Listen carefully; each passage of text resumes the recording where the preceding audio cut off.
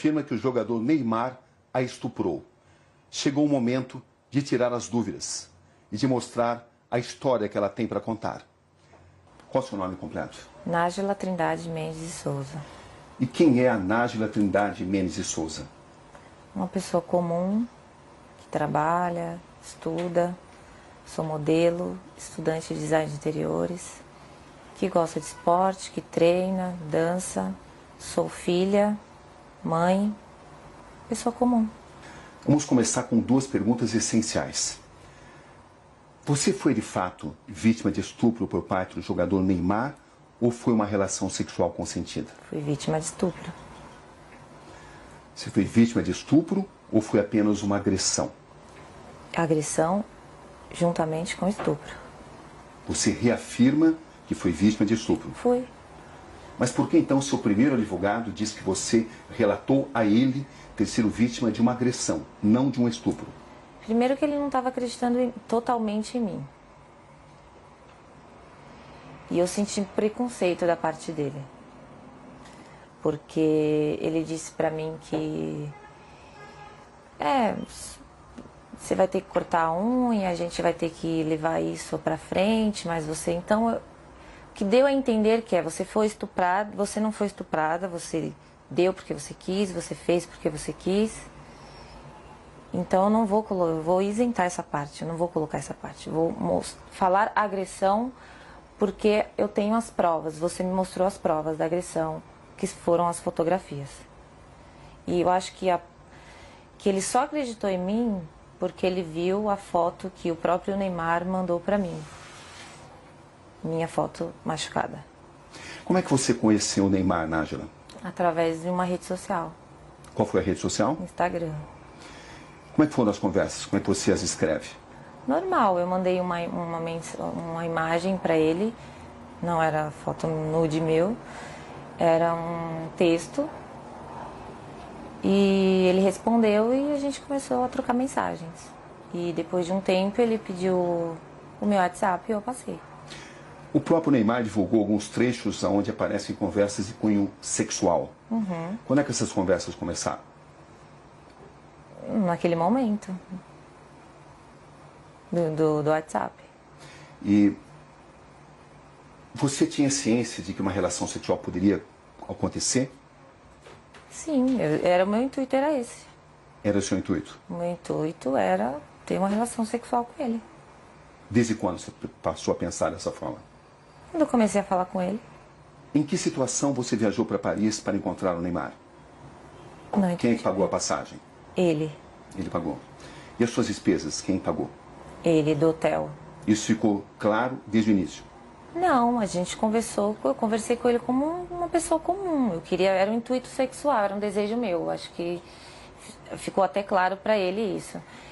E ele perguntou quando eu poderia ir e eu disse, no momento eu não posso, questões financeiras, eu não podia ir.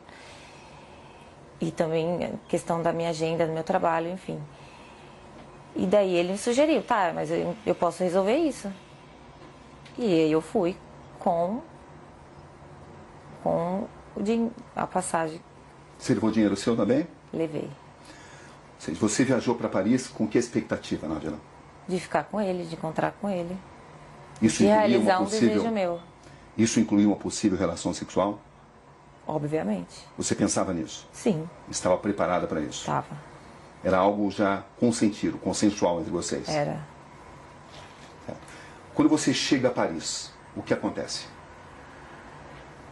Eu vou pro hotel, ele me manda mensagem falando que ia para uma festa e que ia passar lá antes para me dar um beijo, para me cumprimentar antes de ir nessa festa. E a partir disso, o que acontece? Eu tinha um desejo de ficar com o Neymar.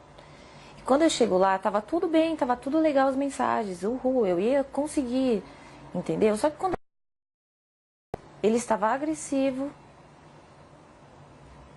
totalmente diferente daquele cara que eu conheci nas mensagens. Até aí, tudo bem. Como eu tinha muita vontade de ficar com ele, falei, ok, vou tentar manejar aqui. E a gente começou a trocar carícias, começou a ficar, a se beijar. E daí ele me despiu. Eu não Até achei... então foi tudo consensual? Foi. Até aí tudo bem. Sim. Só que depois ele começou a me bater. E eu falei assim, nos primeiros, ok, tava tudo certo. Só que depois começou a me machucar muito. E eu falei, para. Você falou isso de forma clara? Falei, para, está doendo. E ele falou, desculpa, linda. Ok, continuamos. Deitados na cama, rolando e tal. Eu falei, você trouxe preservativo? Porque eu não tenho. E ele disse, não. Eu falei, então não vai acontecer nada além disso. Porque não podemos. Qual foi a resposta dele? Ele não respondeu nada. E a gente continuou. E ele me virou, cometeu o ato, e eu pedi para ele parar. Enquanto ele cometia o ato, ele continuava batendo na minha bunda violentamente. E depois eu girei. Foi tudo muito rápido, questão de segundos, e me retirei. Foi isso que aconteceu. Você está totalmente convencida que conseguiu mostrar a ele que você não queria, não desejava mais a relação sexual? Eu falei, para. Não, para. Eu falei. E ele nunca disse nada a você? Ele não se comunicava muito. Ele só agia. Ou seja, você estava preparada para uma relação sexual consensual? Estava. E quando é que essa relação sexual consensual se transformou, na sua visão, em um ato de estupro? A partir do momento que ele se tornou agressivo, a partir do momento que eu perguntei para ele se ele tinha levado o preservativo, que eu não tinha, e ele falou que não, e eu falei para ele, então não podemos. Então só vamos trocar carinho, só vamos continuar aqui. E ele concordou, com o silêncio eu entendi como concordância. E quando ele me virou, ele já foi cometendo o ato. Então assim, ele não entrou em um acordo comigo, não, eu não trouxe, mas eu tô afim, eu quero. Não, ele ficou calado. Então para mim, ele tinha entendido que não poderíamos ir além daquilo do que já estávamos fazendo. Ele te obrigou a manter relação sexual? A partir do momento que ele me segurou violentamente me batendo, ele estava me obrigando a ficar ali naquele lugar. Sem uso de preservativo? Sem uso de preservativo. Foi assim que aconteceu a relação sexual? Foi assim que aconteceu. Depois, quando eu saí da cama, quando eu me levantei e fui pro banheiro, eu fiquei, não acreditei, foi tipo uma decepção. E eu fiquei estarrecida, então assim, eu não consegui falar nada pra ele. Não consegui xingar, não consegui chorar, não consegui falar nada. Eu só fiquei em estado de choque, assim. E depois ele levantou, foi pro banheiro, e quando ele entrou por uma porta, eu saí por outra. Você manteve várias mensagens com o Neymar, mesmo depois desse acontecimento, dia 15? Mantive. Por que você continuou conversando com alguém que a estuprou? Porque primeiro que eu tive que assimilar tudo. Todo o acontecimento. E quando ele saiu do quarto, e eu comecei a entender tudo o que tinha acontecido comigo, e como ele foi estúpido, como ele foi ruim, como ele me violou e me violentou, eu quis fazer justiça. Porque eu não acho que só porque eu estava afim de ficar com ele, ele tinha o direito de fazer aquilo comigo. Então, no primeiro momento, eu não consegui reagir devido aos traumas. E depois eu sabia que se eu não falasse com ele normalmente, fingindo que eu não tinha entendido o que aconteceu, ele não iria mais falar comigo. Eu não teria como provar o que ele fez comigo. O pai do Neymar relata que sofreu uma tentativa de extorsão. Da minha parte, não. Você ficou sabendo disso? Fiquei. Que os seus primeiros advogados tentaram extorquí-lo. Você ficou sabendo disso? Fiquei. E eu comecei a desconfiar disso no momento que ele não deixava dar queixa. Você foi à polícia contra a vontade dos seus advogados? Foi. Inclusive, porque eu tomei essa decisão, ele decidiu abandonar o caso. Você tinha conhecimento de que tinha sido pedido uma indenização ao Neymar e ao pai dele? Não.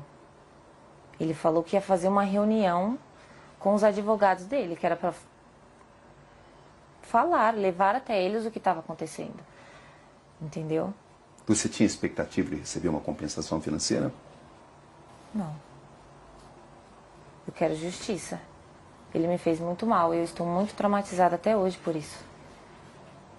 O que você espera exatamente desse caso? Eu quero que ele pague pelo que ele fez. Você tem consciência do que isso pode representar para o Neymar, Nádia? Eu tenho consciência do que o que aconteceu representa para mim. Uma questão de honra, entendeu? Ele não precisava ter feito aquilo comigo. Não precisava, eu já estava ali para isso, para aquilo. Era um desejo meu, eu sou livre, desimpedida, nós iríamos ficar, eu ia voltar para casa e está tudo certo. Qual é exatamente a sua situação financeira, Nádia, para esclarecer? É verdade que você tem uma dívida de 26 mil e está sofrendo uma ação de despejo? A ação de despejo eu não estava sofrendo até o meu nome vir a público. Né? Então, mas eu tinha um acordo sim para fazer, eu deixei acumular, é minha única dívida, e do colégio que eu estava estudando, que por motivos pessoais eu tranquei. É verdade que você deve 4 mil reais ao colégio onde você estudava, à faculdade? Uhum, é verdade. As pessoas têm usado essas informações para alegar que você queria resolver a sua situação financeira. Você tem consciência disso, né? Tem. Eu fiquei sabendo, mas Como é olha... que você reage a isso? Eu acho que teria uma forma mais fácil e mais rápida do que todo esse auê, todo esse escândalo. Eu acho que eu não preciso disso. E até o Neymar para poder conseguir dinheiro. Tem muitos trabalhos, muitas coisas para fazer. Eu não ia me expor dessa forma. Não tem lógica, não tem sentido. Para arrancar dinheiro do Neymar. Desculpa, eu não preciso disso.